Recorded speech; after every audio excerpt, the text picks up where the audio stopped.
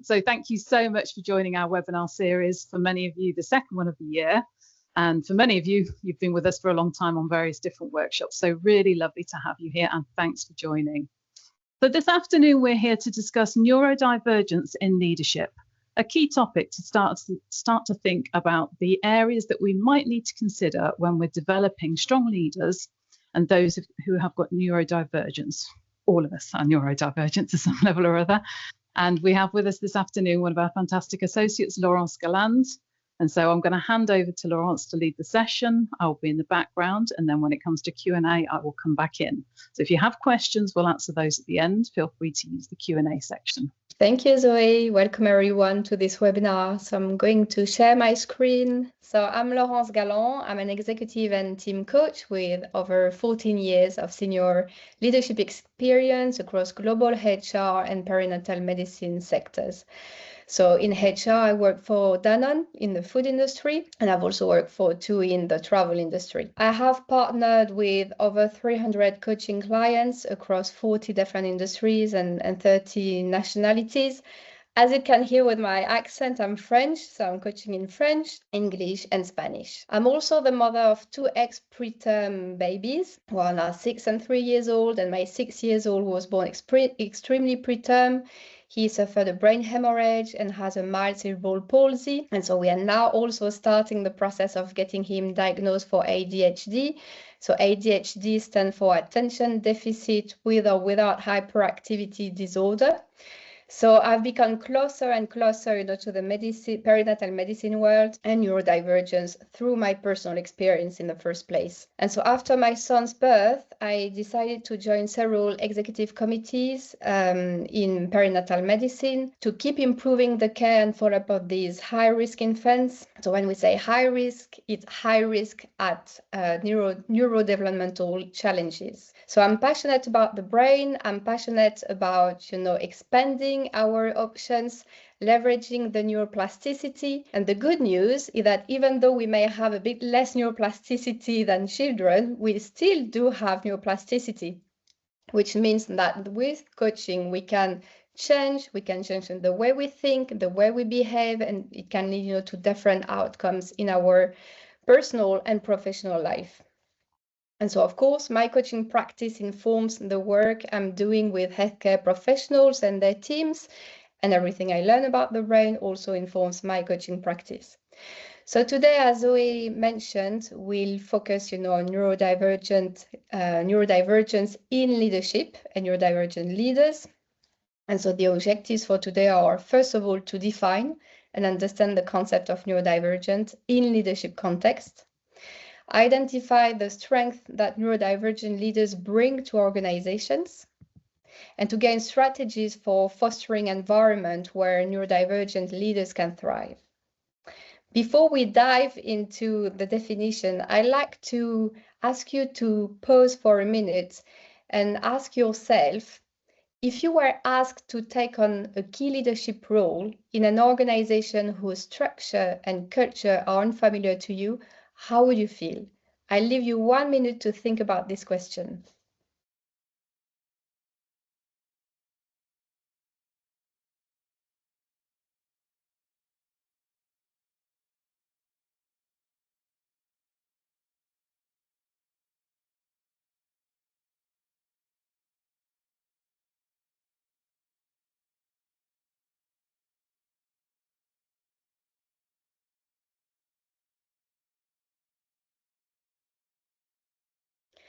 So what I like about this question is that when you look at our society and organizations today, most of them have been built by and for neurotypical individuals, which means that for neurodivergent leaders, this is not a familiar environment in the sense that the culture, structure, ways of working are not, the ones that work the best for them as well.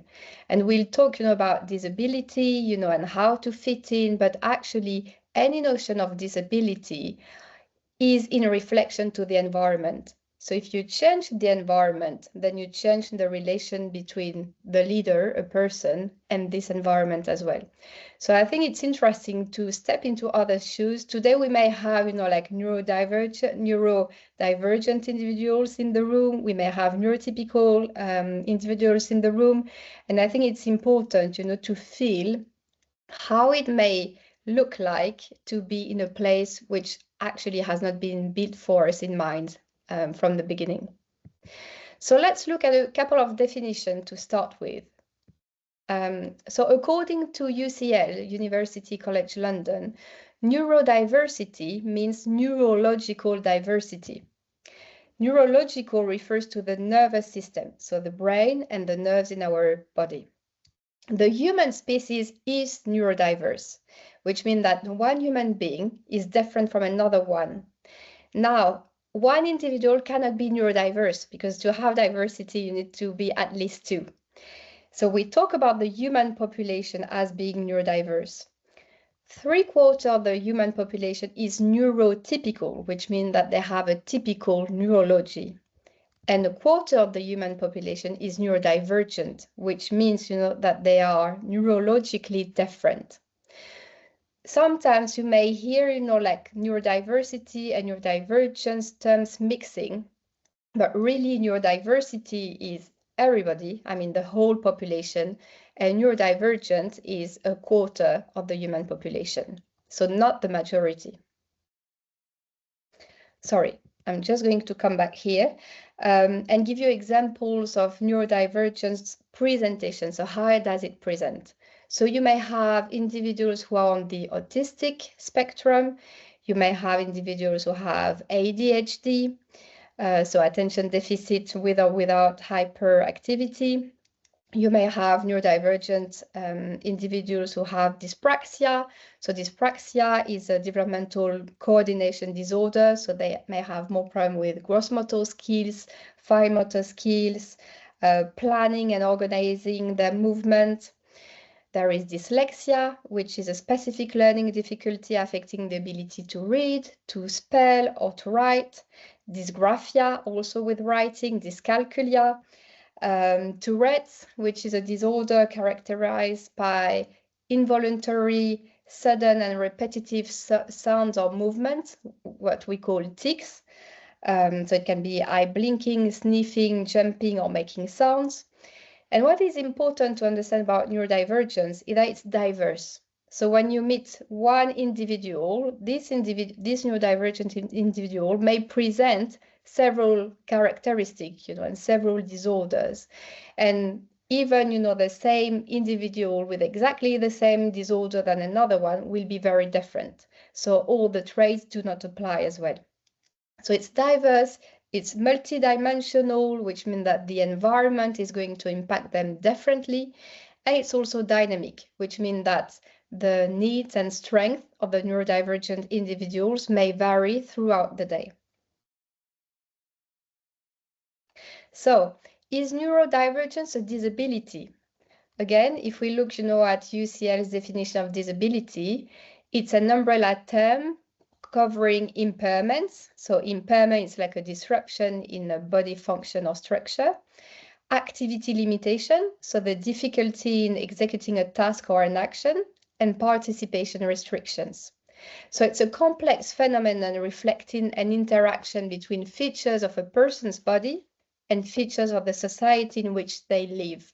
So that's really important. We were talking earlier about the environment. That's how, it's going to become more disability.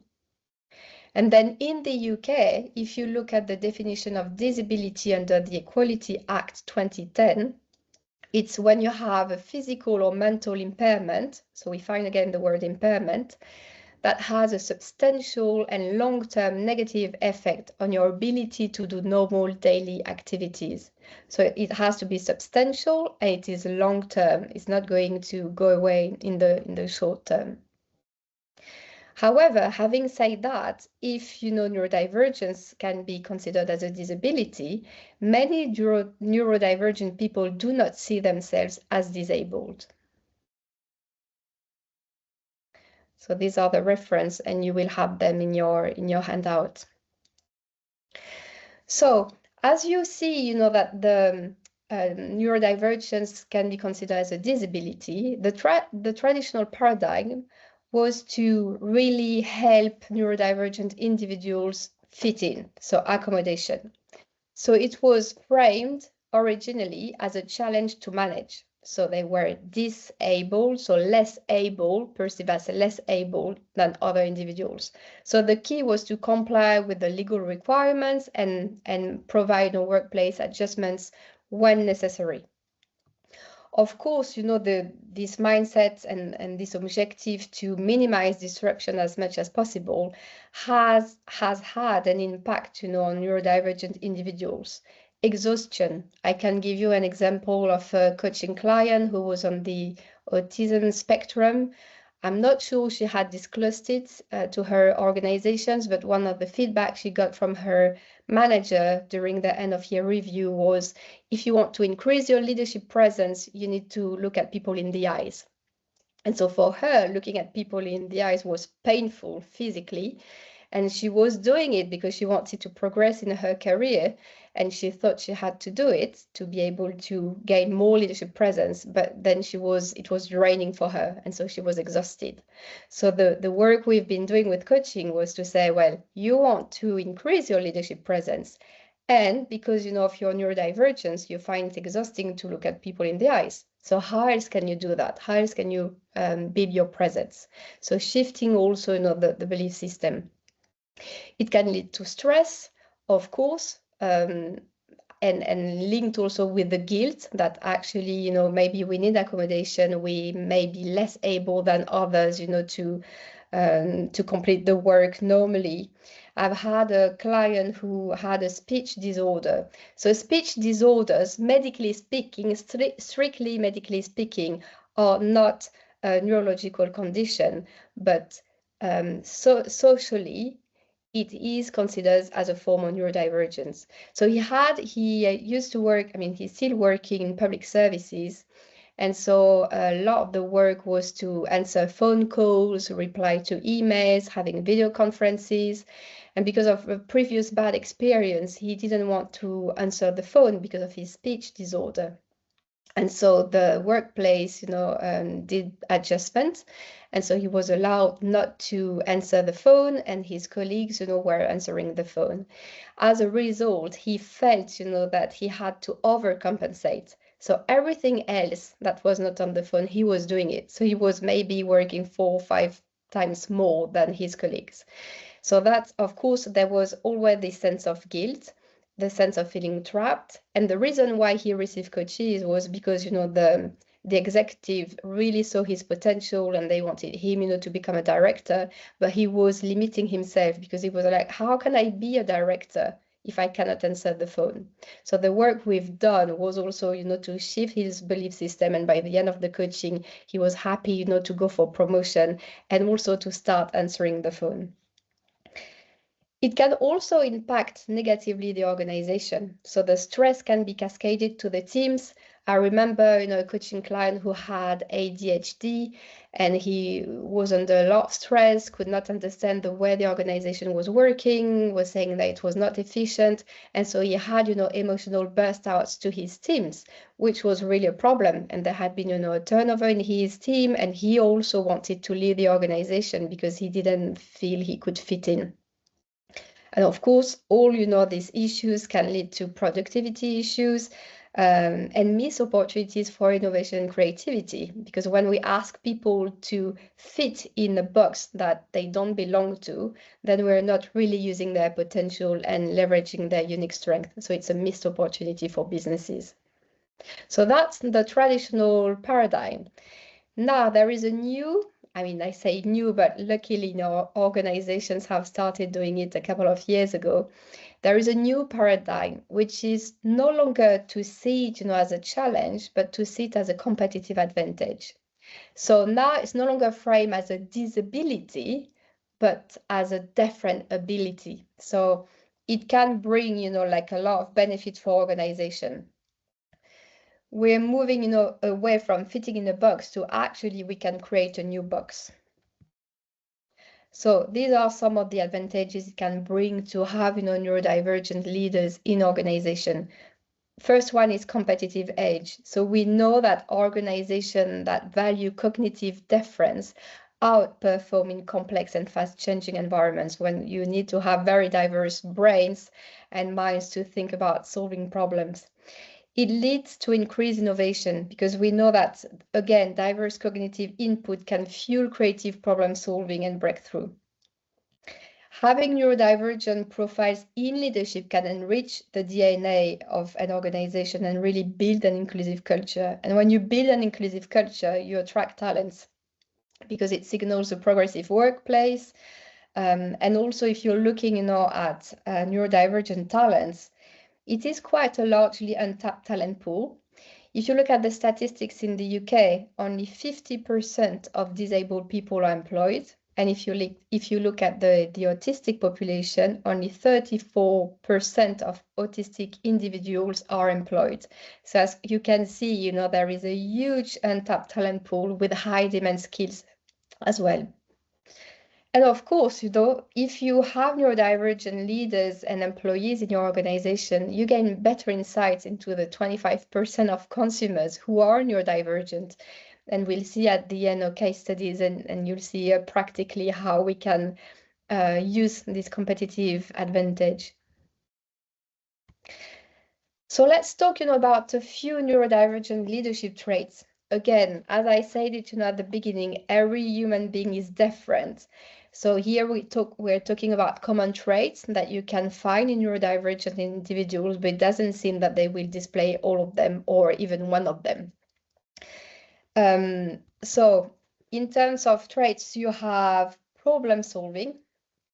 So they may have non-linear minds. So it means that they can really be creative about how you solve the problem. They may be able to see connection that others miss as well, to recognize patterns. They have a different frame, so a different way of looking at products and services and problems. Again, creative non-linear minds are very helpful to think out of the box, to create something new, to have visionary thinking and creativity. Neurodivergent individuals usually have a high level of resilience because since childhood, they have received more negative comments and experiences than neurotypical individuals.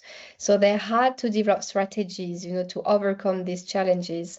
And so they build resilience and capacity to navigate adversity. They may also have a deeper focus and subject matter expertise, and we'll see it again in the case studies later on how you can leverage it, but that's also a very interesting trait. Boldness, passion, authenticity, which can really make, these leaders inspiring for teams to follow. And that's also linked with the strong internal validation they have, because unlike neurotypical individuals, they may have been more excluded, again, since their childhood because they think differently. So it means that they could not really rely on external validation and really worked with a strong sense of internal validation, which can really help, in terms of developing a leadership presence and impact. So I'd like to give you a few examples of neurodivergent leaders. So some of them in the list have disclosed themselves as being neurodivergent, and others, in particularly the ones who are dead, could not do that, and the concept was not existing at the time. But neuroscientists, neuropsychologists, studied their history, their way of working, and then provided recommendation of what kind of neurodivergence presentation it could be. So there is Bill Gates, the co-founder of Microsoft, who is said to have dyslexia and ADHD. Steve Jobs, the co-founder of Apple, with dyslexia. Elon Musk, who say he was on the autistic spectrum with Asperger. Sir Richard Branson, the founder of the Virgin Group, who has dyslexia and ADHD. Alan Turing, who is the famous mathematician and computer scientist whose work laid the foundation for modern computing and AI, and he's the one who broke the Enigma code during the Second World War. So neuroscientists think, you know, that he was on the autistic spectrum as well, autism spectrum with Asperger. Same for Henry Ford, the founder of Ford Motor Company, who supposedly had dyslexia and autism. And Albert Einstein, who neuroscientists think, you know, that he had a combination of ADHD, dyslexia, and ASD, autism. And what's interesting that upon his death in 1955, his brain was removed from his body, and it was studied by neuroscientists at the time because they wanted to understand where his genius was coming from. And I can't remember exactly the finding, but the lobes look differently, and that's how, you know, they came up, you know, with the conclusion that he probably had ADHD, dyslexia, and ASD. So we've seen, you know, like we've seen example of neurodivergent leaders. We've talked about the traits. We've talked about, you know, the advantage of having neurodivergent leaders in our organization. So now, how do we make it in practice? How can we help organization embrace this neurodivergence potential? Well, first of all, we need to attract them. To attract them, we need to build a strong employer value proposition to attract them. And a couple of months ago, I attended a well-being roundtable at LinkedIn in London. And I remember Lego's Chief Diversity and Inclusion Officer, Lauren von Stackelberg, talked about how they were recruiting talents, not only neurodivergent talent, but, you know, all neurodiverse talents. And she was explaining that they were using videos of neurodivergent employees, sharing how it was like to work at Lego. And so, of course, you know, the content is even more powerful than just, you know, a few lines on the website, because you never know if it's going to really be true once you're in the organization. So having, you know, your employees testify is helpful in a video so you can see the organization. But also when you think about how neurodivergent people like to process information, actually a video may be a better tool than just having, you know, a corporate page on a website and just text. Same, you know, if you have ADHD or dyslexia, for instance, videos are more helpful, you know, than lots of text on a web page. So also when you want to attract talent, think about how this talent think, you know, and how you can attract them. So start building a strong EVP. Then once they're in the organization, we need to make sure that we retain them and that also we redesign leadership pathways. I start with the performance review processes, so all the HR processes. Currently, in most organizations, the performance reviews are assess the what, the objectives achieved or not, and the how you achieve it. And the problem is in the how. Of course, you know, we need to make sure, you know, that the employees and the leaders value match the organization value, but the how is where you're going to distinguish, you know, neurodivergent and neurotypical employees. So that's why, you know, really focusing, including a strength-based process in the assessment, focusing on the goal and then letting flexibility in how to achieve it will help, you know, neurodivergent leaders to really express their strength and also, you know, bring positive outcome for the organization. We also have, you know, to move beyond accommodation towards empowerment. And so, of course, sometimes we may still need accommodation. So, for instance, with my previous coachee who has a speech disorder, because that's what he wanted to have. But we have to go way further into empowerment. And how do we make sure that the environment, you know, we offer is the right environment for them? And the good news is that usually when you make sure that the environment is relevant for neurodivergent employees, it works well for neurotypical employees as well. So if you look, you know, at all the flexibility measures we've taken, you know, during the pandemic, that maybe was a breath of fresh air, you know, for a person with ADHD who would suffer from being in a meeting room, you know, all day long, and actually being able to work from home, having a walk, coming back to work, it's good. But I think I'm neurotypical, and that would work even better for me as well. And then, of course, you know, we need to train leaders to harness cognitive difference, so our neurotypical leaders, so that they can work well with neurodivergent leaders. And we'll see it in cases afterwards, but offering peer network of neurodivergent leaders who've been there, who can mentor them, is really helpful to make sure, that they don't feel, as part of a minority. And also coaching is very helpful to, again, expand perspectives, shift and expand perspective. So let's have a look at a few case studies, organizations who have already leveraged this competitive advantage. So I'm going to start with the first one, Microsoft. So in 2015, they've created a neurodiversity, so you see they're using neurodiversity hiring program. Initially, it was dedicated to autistic people, and now they expanded it to all neurodivergent conditions, ADHD, dyslexia, etc.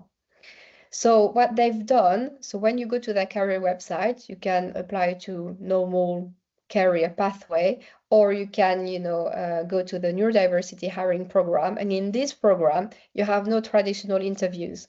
So you have practical task assessment, team-based project, and it's a multi-day evaluation.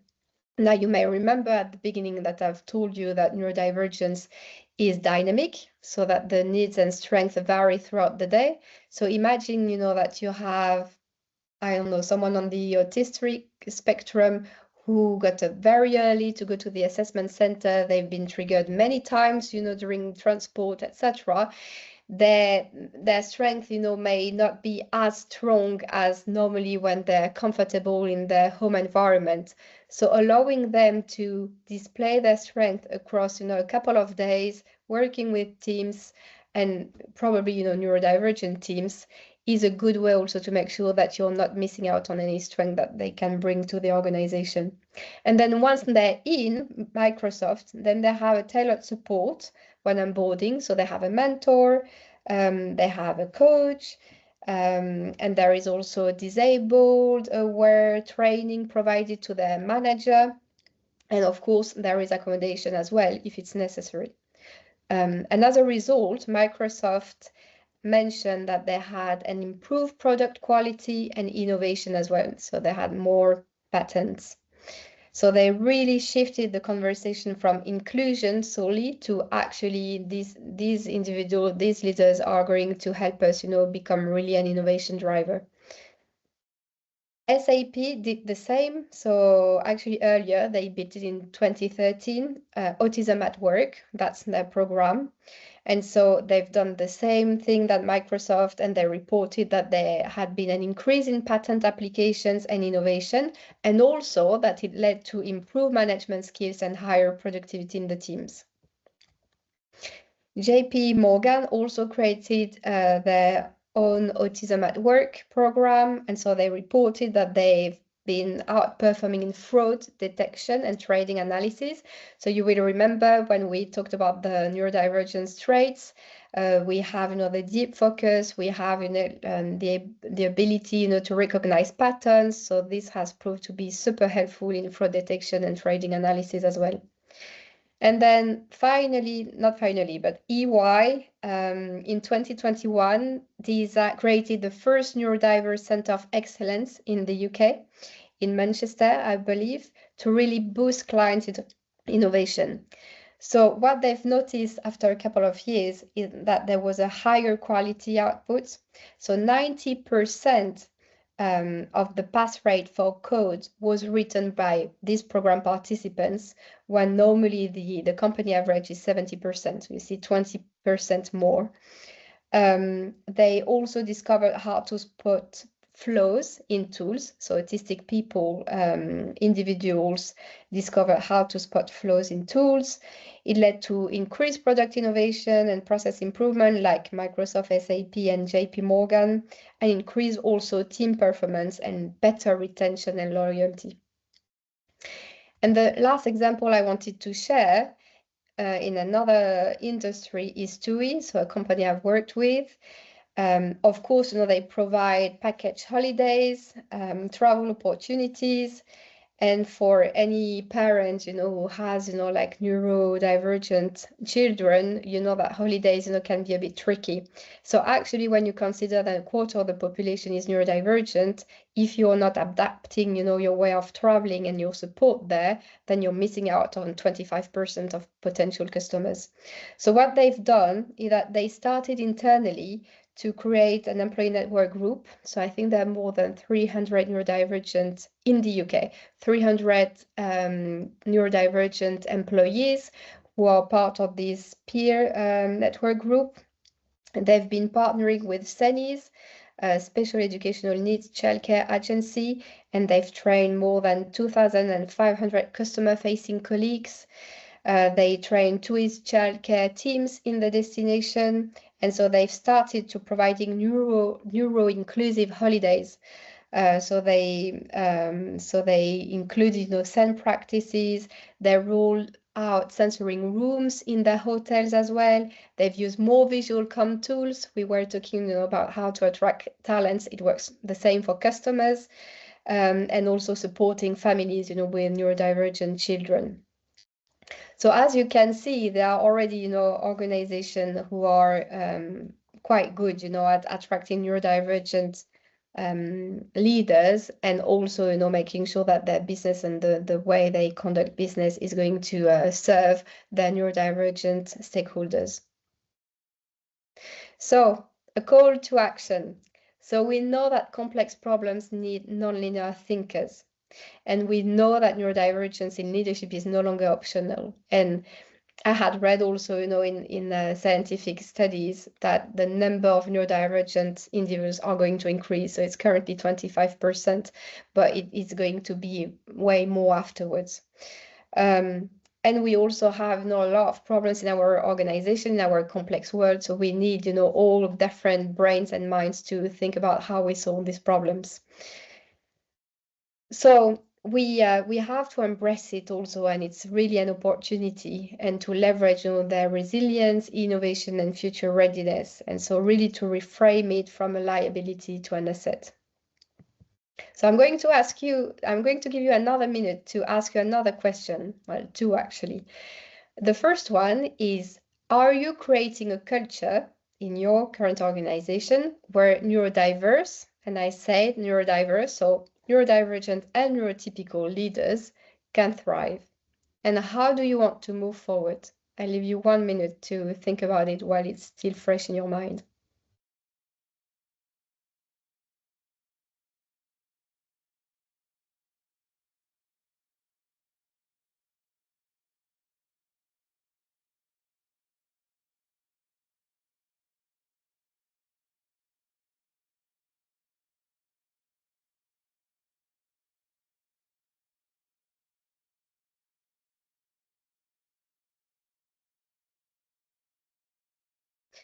And I'd like to leave you with one final thought. So a quote from Albert Einstein, who was supposedly neurodivergent.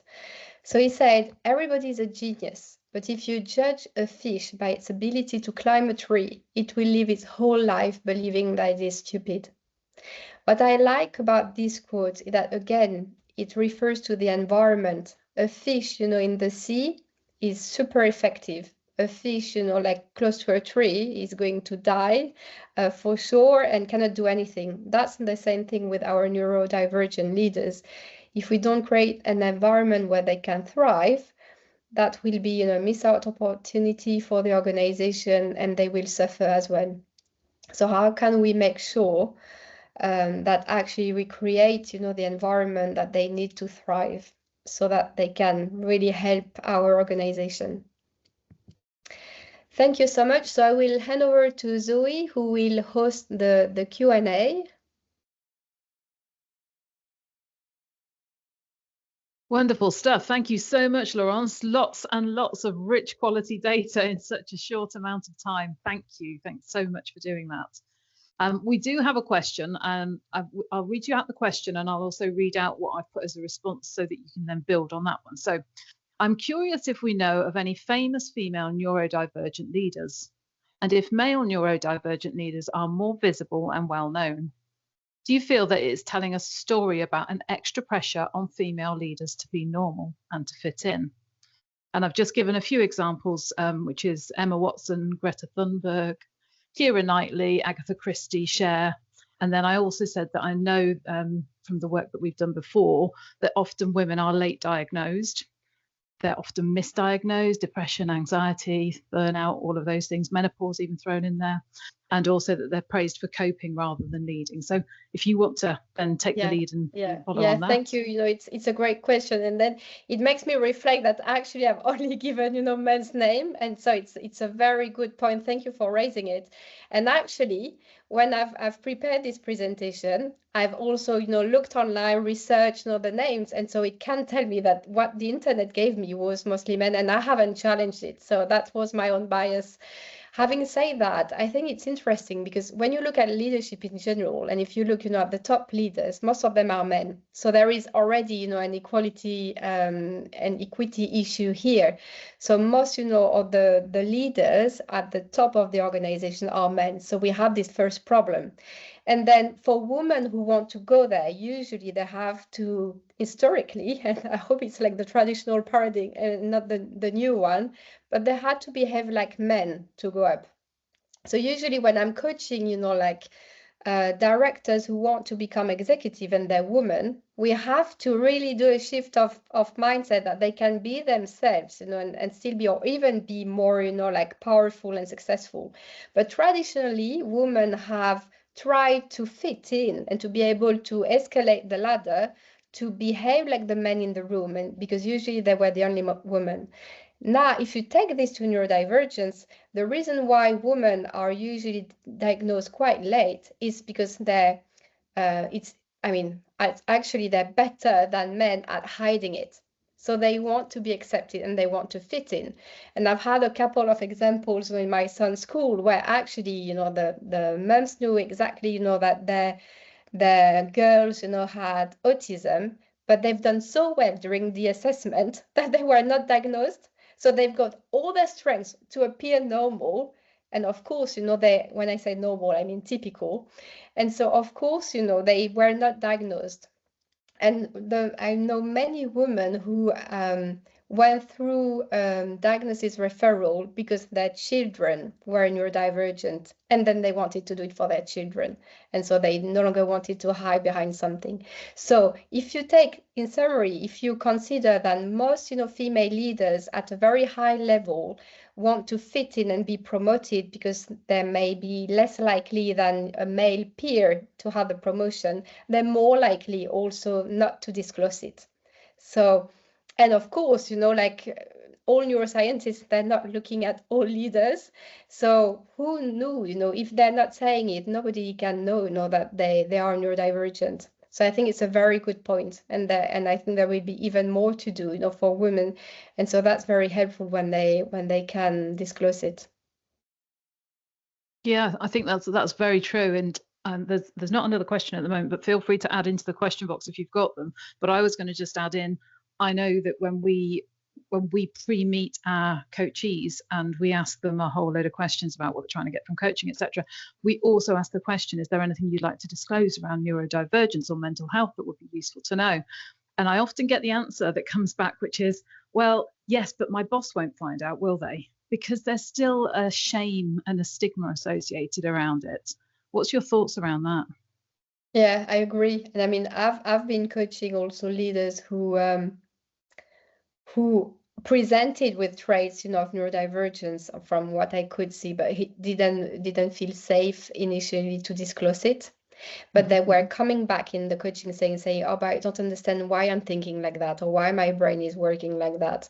So again, this is a journey, and of course you may have a lot of trauma associated with it also, and it really depends on their environment. So yeah, I agree with you, Zoe. And I have another question, and they're all my questions. Another question, which is around the team. So, as you know, we do a lot of team coaching, particularly at board level. Now, introducing some neurodivergence in there and talking about how do we do it. How do you have those difficult conversations? Because it's kind of a taboo, isn't it? Again, it links with the stigma. How do we start those conversations about how we create the right environment, exactly as you were talking about? Yeah. So I think, there are people, have associated, beliefs and stigmas with words. So when you hear the word neurodivergence, it's going to trigger, different reactions. So sometimes I'm not using the words, but I'm talking about the concept. And I would talk more about the concept of neurodiversity because it is not threatening. We're all neurodiverse, and the human population is neurodiverse. So I would more frame it as like, okay, we have so many different profiles in the room, let's leverage the strength of all of us. So actually, when I say different profiles, it's anything, including neurodivergence. And then I've been working with a lot of global teams. So you have neurodivergence, but also neurodivergence is, we say it was about the environment. So, in some countries may display more or less as well. And so I think the work we're doing with these teams, which are quite global, that they already have this open mindset that we work differently. So they put a different label on it. But again, it's about the same thing. How do we work collectively? And how do we create a culture that everybody can thrive? Because when you're doing team coaching also, you're not really doing for the individuals in the team. You're doing it for the team, that will survive the individuals, because the individuals will move to another role, to another organization, etc. So you're really thinking about the system here that goes, beyond individual. And if you want to be able to scale your structure, you have to think in a very open-minded way. So I think actually you can work on these topics without even mentioning neurodiversity or neurodivergence. It's a really good point. And on that point, we have another conversation, another question come in. So how do you think AI is impacting recruitment for those with neurodivergence? In many cases, there is no opportunity to declare access needs at the start of the application process, or if it is, the automation of the process doesn't take consideration of this. What are your thoughts on that? Yeah.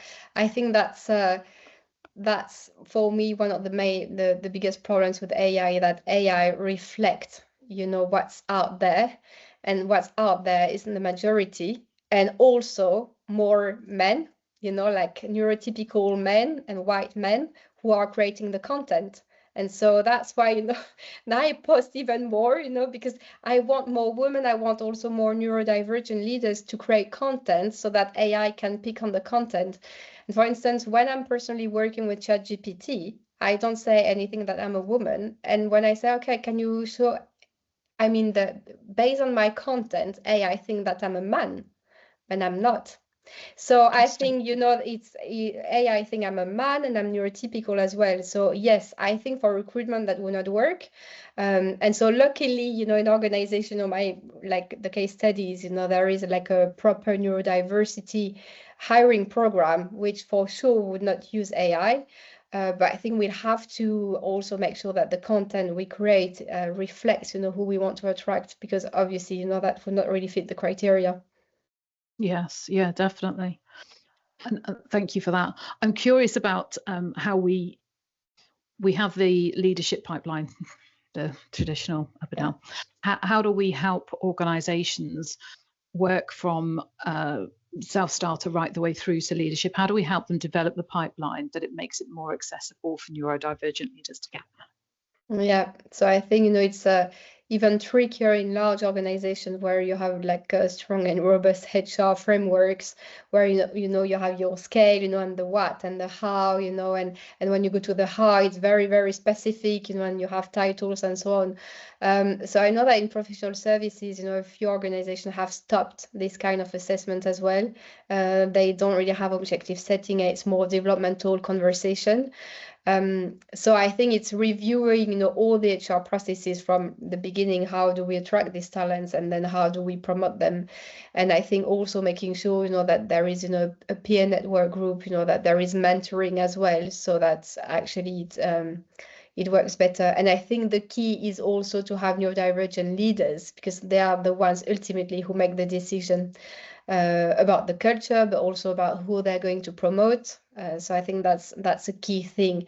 And if you're just attracting neurodivergent talents, but you're not supporting managers, directors, and leaders to include them, to rely on them to recognize and leverage their strength, then it's not going to work. Usually they would leave, the workplace. Yeah. I think representation matters a lot as well. I think you mentioned that earlier as well. And again, just thinking about, people that we've worked with, where we've seen boards have things like Exco Live, and the neurodivergent leader is the one who is hosting and talking about their story to leadership. I think that's very powerful when you see people who say, I've got autism and I've got ADHD and I'm also a little bit dyslexic, and I'm actually a part of this leadership team in the organisation. I think that really stands for you to be able to go and think it's possible as well. So I think we're seeing more examples of that. Like most diversity, it's taken a while to get there, isn't it? Yeah, and also to have incentives. So when I was at the round table at LinkedIn, there was someone who was working, I can't remember if it was oil and gas industry, but he was saying that the best way for leaders, to change their practices, to put incentive on these topics. So, like what has been done also for women at the beginning, like either if it's quota or reducing risk, or, like the just, incentives, like the number of patents, for instance, and then you would want to attract people who can help you towards these targets. So I think it has to be, that's why it's so important to show that actually we're not doing this to be nice, but actually that's what organizations need. And so actually they outperform others. So you have directly a return on investment. So even if you don't want to be nice or politically correct or whatever, like think about your resources and your business, and you're going to outperform others. Yes, yeah, most definitely. I think that's true. I think there's always the debate over quotas, isn't there? There's always the debate over whether quotas are the right way of doing it, because you don't want to be the neurodiversity hire either, do you? So it's kind of like getting that balance right. We have one more question as well. So this question, I'm just going to read the first bit. It says, when you are coaching leaders, but I think that the question that you're asking is about when we train leaders on this. I'm going to take it as that, but correct me if I'm wrong. So when we're training leaders about how they lead neurodivergent colleagues, how do you approach those leaders that don't believe that they have a role in making them thrive rather than fit our environment? Well, I think it's for me, it's a leadership question. What's the role of a leader? So you will have leaders, answering, my role is to develop my employees and make sure they thrive, whether they're neurotypical or not, and others who are like the leaders are responsible for the team, to deliver. So I guess it says also a lot about the kind of leadership style as well. If you are a leader who believe that it's your responsibility to develop and empower your team members, then you have to find a way, to do it differently. And I think also there is a lot of resources out there, because I've been coaching a leader who was the manager of an autistic person, and she didn't know how to manage it. She was already overloaded, and I was like, well, sometimes I need to spend half an hour with her after a meeting to help her, and regulate her emotions. And I think there are so many, even charities out there, who can support organizations. When you look at TUI, they haven't designed on their own, so they work with CENIs. So even if you don't have the knowledge, you don't have to train them yourself, but you can provide support for these employees as well. So it's not up to the manager, to the leader, who is, as everybody, overloaded, etc., to also try to help someone where actually they don't really know what the person needs. But again, I think it's true for any kind of employee. If you want your employees to thrive, you think about the best way to do it. And it's not you who have to do it, but it's you have to, leverage other kind of support, or discuss it, with the HR. So that's your responsibility, not to make sure that the person performs and is well, but to address it. Good advice. Thank you. I have a question that came up actually last time on our menopause menopause webinar, but I think it translates over to this one. So the question was, when you're working with somebody who's, we'll label this one as neurodivergence, when you're working with somebody who's got neurodivergence that causes some challenges, and so let's say, for example, we were talking about in the menopause, let's say you've got brain fog and it impacts your workload. In neurodivergence, I guess we could say ADD in a meeting could be quite distracting. Now, where do you draw the boundaries and the lines around going, actually, that's now disruptive behaviour and it's a challenge, rather than accommodating and accepting to make sure that person's in an environment that makes them thrive? And I don't think we got there last time, which is why I'm bringing it up and just curious. Do you have a view on that? So your question is about how do you recognize that it's a challenge? Well, it's whether you performance manage it or whether you don't was the question, because when it had been repeated, and it's actually, you know, the brain fog is constant in that example, the brain fog is constantly a reason I'm getting things wrong all the time. Where do you say we're an understanding employer, menopause, we want to support it? That's that conversation. Here we say, well, actually, we're an understanding employer, we want to support neurodivergence. But equally, lots of people are saying it's really distracting when that's happening in meetings. So I'm just curious about how you would address that. Well, I think there is start also with whether there is clearly at some point a role mismatch or not. So if I take the example of the fish, you know, you wouldn't take a fish out of the water. So you need, I mean, if you have ADHD, you can't stand still. You're not going to spend, you know, like 20 hours doing an accounting work behind a laptop. Maybe accounting is not done for you. And if you've been on this role, I guess, you know, that your targets have been very clear. So of course, you know, we can help you, you know, achieve your targets, saying, okay, so you are an accountant, you need to do that, and you have ADHD. What's the best way for you in your organization to reach that? So you're allowing flexibility. Okay, by the end of the day, I need to have this report. The way you do it, if you go outside, you go for running, you go to bed at midnight, whatever, it's up to you. But yes, if you don't have, you know, the outcome at the day, whether with all the accommodation and flexibility you have given, then I guess, you know, there is a discussion around, is this the right role for you? Because I guess ultimately the person, so that's not good for the organization, but that's not good for the individual, because it means that they're not using their strength in another environment or on another role, you know, where actually they would be more valued. So I guess for me, it's a discussion about what are the objectives, and then we help you, you know, like get you there. But then if you're not getting there, then maybe that's not the right role for you. And maybe not the right organization, because maybe our organization has not been designed in a way where we can allow that, for instance.